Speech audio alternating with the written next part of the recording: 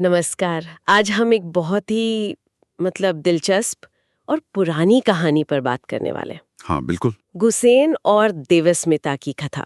ये कहानी हमें ले जाती है प्राचीन भारत के एक शहर ताम्रलिप्ति में। ताम्रलिप्ति उस समय का एक बड़ा मशहूर बंदरगाह शहर था ये। अच्छा, हमारे पास जो कहानी के हिस्से हैं उनमें एक अमीर व्यापारी है, उसका बेटा है हाँ, और फिर प्रेम, कर्तव्य, व्यापार। और कुछ हैरान करने वाली थोड़ी जादुई सी घटनाएं भी हैं। बिल्कुल। तो आज कोशिश रहेगी कि हम किरदारों को समझें, उनकी मुश्किलें, कहानी में जो मोड़ आते हैं उन्हें देखें, सही। और ये भी कि कैसे प्यार, भरोसा और शायद बाहरी ताकतें उनकी जिंदगी पर असर डालती हैं। तो शुरू करते हैं। कहानी खुलती है ताम्रलिप्ति के एक व्यापारी धनदत्त से। काफी अमीर था पर उसकी कोई औलाद नहीं थी और उस जमाने में बेटा ना होना एक बड़ी चिंता मानी जाती थी। हाँ बिल्कुल।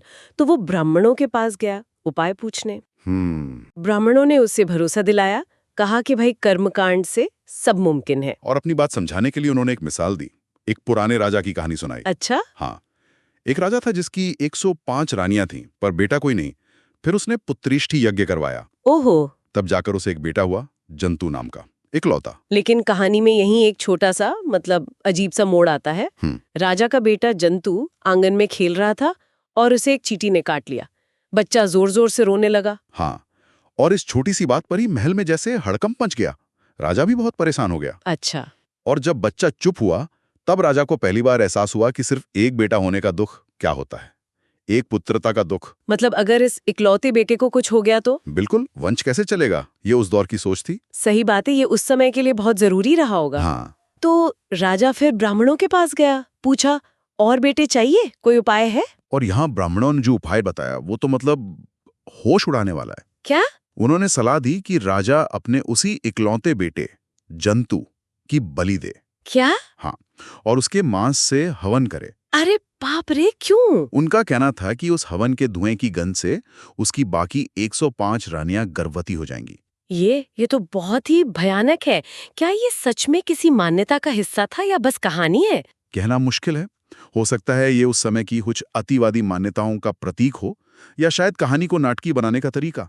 प्राचीन कथाओं में अक्सर ऐसे तत्व होते हैं। पर कहानी के हिसाब से राजा मान गया, वो तैयार हो गया इस क्रूर उपाय के लिए। अविश्वसनीय। अच्छा, तो ये मिसाल सुनाने के बाद ब्राह्मणों ने धनंदत के लिए क्या किया? उसके लिए भी वैसे ही यज्ञ किया, दक्षिणा वगैरह तय करके, जाहिर है। और यज्ञ के फल से धनंदत को बेटा हुआ, गुसेन। आखिरकार तो गुसेन बड़ा हुआ, लायक बना। हाँ। अब पिता धनदत्त को उसकी शादी की चिंता हुई होगी। बिल्कुल। तो वो व्यापार का बहाना बनाकर गुसेन को साथ ले गया।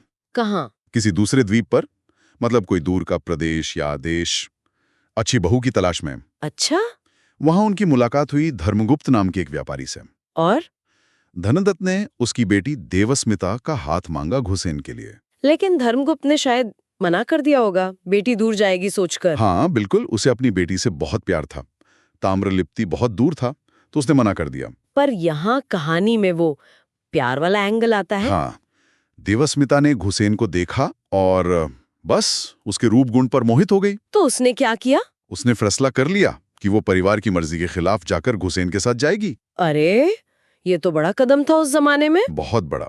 उसने अपनी एक सहेली के जरिए घुसेन तक पैगाम भिजवाया और भागने का पूरा प्लान बनाया। वाह। प्लान के मुताबिक रात के अंधेरे में देवस्मिता चुपके से निकली और घुसेन और धनादत्त के साथ ताम्रलिप्ति आ गई। तो वो भाग कर आ गई। हाँ, फिर ताम्रलिप्ति पहुंचकर घुसेन और देवस्मिता की शादी हो गई। और कहानी कहती है कि दोनों में बहुत गहरा प्यार हो गया। हाँ, दोनों में पूरी तरह खो गए थे। चलो, यहाँ तक तो सब ठीक था। लेकिन फिर क्या हुआ? जिंदगी हमेशा एक सी नहीं रहती। सही कहा। कुछ समय बाद घुसेन के पिता धनादत्त की मृत्यु हो गई। ओहो, तो जिम्मेदारी घुसेन पर आ गई। हाँ, और उसके जो दोस्त और साथी व्यापारी थे, उन्होंने उसे सलाह दी कि व्यापार बढ़ाने के लिए कटाह द्वीप जाना चाहिए। कटाह द्वीप? ये कहाँ था? शायद आज का मलेशिया या इंडोनेशिया के आसपास कोई जगह रही होगी। समुद्री व्यापार का बड़ा केंद्र था उस समय। अच्छा, लेकिन देवस्मिता, वो क्या तैयार हुई उसे भेजने के लिए? नहीं, वो नहीं चाहती थी कि घुसेन जाए। उसे डर था। किस बात का डर? कि परदेश जाकर इतनी दूर कहीं घुसेन बदल ना जाए, किसी और स्त्री के चक्कर में ना पड़ जाए। उसका प्यार उसे रोक रहा था। ये तो मुश्किल स्थिति हो गई घुसेन के लिए। हाँ बिल्कुल। एक तरफ पत्नी का प्यार, उसका डर, दूसरी तरफ दोस्तों का दबाव, व्यापार बढ़ाने की इच्छा। वो फंस गया, जाए या ना जाए। सही, ये वही कश्मकश है प्यार और दुनियादारी के बीच। तो उसने क्या रास्ता निकाला? वो मंदिर गया और बिना कुछ खाई पिया व्रत रखना शुरू कर दिया। सोचा कि देवता ही रास्ता दिखाएंगे। और देवस्मिता? जब उसने देखा कि पति व्रत पर है तो वो भी साथ बैठ गई। दोनों का एक दूसरे के लिए समर्पण देखो। हाँ, ये बात तो है। और यहीं पर वो जादुई चीज होती है। बिल्कुल, उनके व्रत से प्रसन्न होकर भगवान शिव सपने में दर्शन देते हैं। सपने में? हाँ, और दोनों को एक एक लाल कमल का फूल देते हैं। लाल कमल, इसका क्या मतलब था? ये सिर्फ फूल नहीं थे, ये उनके रिश्ते की, उनके विश्वास की कसौटी थे। कसौटी कैसे? शिवजी ने कहा कि अगर दूर रहते हुए भी उनमें से कोई अपने सदाचार से भटका, मतलब बेवफाई की, तो दूसरे के हाथ का कमल मुरझा जाएगा। अरे! और अगर दोनों अपने वचन पर पक्के रहे, ईमानदार रहे, तो कमल हमेशा खिले रहेंगे। ये तो कमाल का वरदान था, एक तरह का फिडेलिटी टेस्ट। हाँ, कह सकते हैं। ये कमल उनके विश्वास का जीता जागता सबूत बन गए। और जब वो सुबह उठे, क्या सच में उनके हाथ में कमल थे? बिल्कुल, कहानी कहती है सुबह उठने पर सचमुच उनके हाथों में एक एक खिला हुआ लाल कमल था। वाह, क्या लिखा है कहानी में, मानो दोनों के दिल ही निकलकर उनके हाथों में आ गए हों। हाँ, उनके प्यार और भरोसे का जैसे भौतिक रूप। लेकिन ये भी सोचने की बात है कि क्या इस तरह का बाहरी सबूत रिश्ते पर एक दबाव नहीं डालता? मतलब? हर पल ये देखना कि फूल खिला है या मुरझाया, ये भरोसे को मजबूत करता है या कहीं ना कहीं शक और चिंता को भी जगह देता है? हाँ, ये नुक्ता भी है। शायद भारी चीजों पे टिका भरोसा नाजुक होता है। शायद। खैर, इस दैवीय आश्वासन के बाद तो देवस्मिता मान गई होगी। हाँ, उसने गोसेन को जाने की इजाजत दे दी। तो गुहसेन हाथ में वो खिला हुआ कमल लेकर कटाहद्वीप चला गया। और देवस्मिता घर पर अपने कमल पर नजरें गड़ाए रही। वो कमल अब उनके रिश्ते का आईना था। गुहसेन कटाहद्वीप पहुंचा, वहां रत्नों का व्यापार शुरू किया। लेकिन उसके हाथ में वो हमेशा खिला रहने वाला कमल, वो तो सबका ध्यान खींचेगा। बिल्कुल। वहां के 4 स्थानीय व्यापारी थे, वैश्यपुत्र। वो देखकर हैरान रह गए। उन्हें ताज्जुब हुआ होगा कि ये कैसा फूल है जो मुरझाता ही नहीं। बहुत। उनकी जिज्ञासा बढ़ी और वो उसका राज जानने के लिए बेचैन हो गए। तो उन्होंने क्या किया? उन्होंने किसी तरह शायद दोस्ती बढ़ाकर गोसेन को अपने घर दावत पर बुलाया और वहां क्या? उसे खूब शराब पिलाई। ओहो! और नशे में गोसेन वो राज उगल बैठा। कमल वाला राज। हाँ, उसने सब बता दिया कि ये फूल उसकी और उसकी पत्नी की वफादारी का सबूत है। अगर कोई भी भटका तो दूसरे का कमल मुरझा जाएगा। ये तो बड़ी गलती कर दी उसने। बहुत बड़ी। और बस यहीं से कहानी में अंधेरा छाने लगता है। उन चारों व्यापारियों के मन में? हाँ, उनके मन में पाप जाग उठा। शायद जलन हुई या बस शरारत सूझी या गुहसेन को नीचा दिखाने की इच्छा हुई। उन्होंने क्या सोचा? उन्होंने प्लान बनाया कि वो गुहसेन की पत्नी देवस्मिता का चरित्र भ्रष्ट करेंगे। क्या? क्यों? ताकि गुहसेन के हाथ का कमल मुरझा जाए और सबके सामने उसकी इज्जत खराब हो। कितना घटिया प्लान। हाँ, तो वो चारों व्यापारी चुपचाप गुहसेन को बिना बताए ताम्रलिप्ति के लिए निकल पड़े। इरादे बहुत खतरनाक थे उनके। ये दिखाता है कि कैसे कुछ लोग दूसरों की खुशी देखकर जलते हैं और इसे बर्बाद करने पर तुल जाते हैं। बिल्कुल। ताम्रलिप्ति पहुंचकर उन्होंने सोचा होगा कि देवस्मिता को कैसे फंसाया जाए। हाँ, और अपना ये घिनौना इरादा पूरा करने के लिए वो एक जैन मंदिर में रहने वाली परिव्राजिका के पास गए। परिव्राजिका मतलब साधुनी? हाँ, एक तरह की साधुनी या भिक्षुणी।